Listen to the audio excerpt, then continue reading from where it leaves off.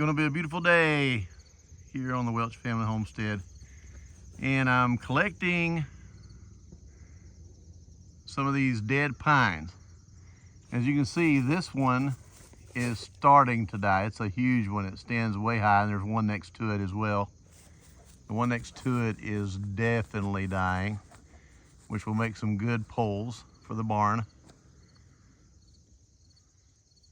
That's just above my lake. As you can see, the mountains are beautiful today, aren't they? Wow. So, and I'm zoomed in. I have a dog here that's aggravating me right now. So you can see this one here is dying. The one next to it will too. You can't tell yet, but the pine beetles are getting into them. You can see them going in a chain right here. I've already taken a few out right in here. There's a live one right in there, but I'll take it out as well. There's some in there as well that I'll probably take out. Big forest pines. Big forest pines. These forest pines grow large. You can see this one here. This one's healthy. I hope it doesn't get infested with the pine beetles. That one, there's some nice goldenrod down at the bottom down there. That's a huge tree right there. I don't want to take it down. I have a lot of big ones here. There's one right next to it as well. I'm not sure if you can see that. That one next to it, right in there. It actually leans in. Has a curve to it. But that there is some dead standing timber, and that one to the right there that has no bark at all is probably too far gone. These right in here are probably good material, but I'm still going to take down that one just so that the pine beetles don't have any food, and I'll burn it. Hate to lose these, but yet at the same time, if I don't take them down, they'll probably get infested. Have plenty of them though. So the mountain, I own it all the way to the top of the mountain, way up there. So I got plenty of trees. I'll show you a tree that I took down yesterday from right in this area here, next to these. And it was barely still good enough to use. I'll show it to you. Okay, these are the ones that I've been peeling, getting ready for the barn. Some pretty good sized logs. These right here, the bark was really tight. They didn't come off so easy. And this one here, the bark came off fairly easy. And yes, I have a crazy dog. But now take a look at these. These are from the dead standing timber. And yes, they have some bluing, as you can see.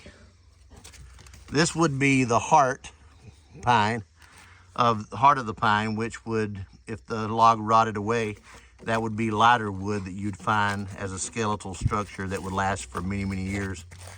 It would turn into what we call rich pine. And the outside would rot away. But this is all solid. You can see where I cut away with the draw knife to test all of them, to check the quality of the material. And right here is where I cut into it, just to check it, to make sure that that it was solid material. And it is. I mean, it's as good as you can get. Much better and tighter grain than you can get in any lumber company. And these being full round logs, they'll hold up a train. You can see where the worms got under the bark, and the pine beetles got under the bark, and which I'll treat this with some borax, what we call borate solution, which is just an element that you mine out of the ground that you can get by the bag, and I'll mix it with water, and we'll soak these logs in it, which will kill any of the bugs that may still be in it. I haven't put a draw knife to these yet, down through here, just on the end to test it. And but if I leave these patterns on these beams, it's going to make some beautiful, beautiful beams. And it's as strong as it can be. I mean, these are some good pieces of material, and it's very, very hard, rich, as you can see. See this limb coming out? That's lighter wood within itself. I mean, we're talking about some very, very solid material here. And this dog plays with himself. He'll put his tennis ball down in the logs and then make a game of finding it. So anyway, that shows you what I can do with saving some of this dead standing timber and using it for poles in the barn. It's not gone bad. It just needs to be harvested now before it goes through the winter, and it doesn't need to soak up any moisture.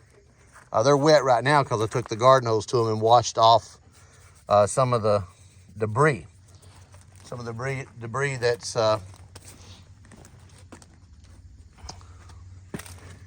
covering the area between where the bark was and where the, I'm doing this one-handed, so forgive me.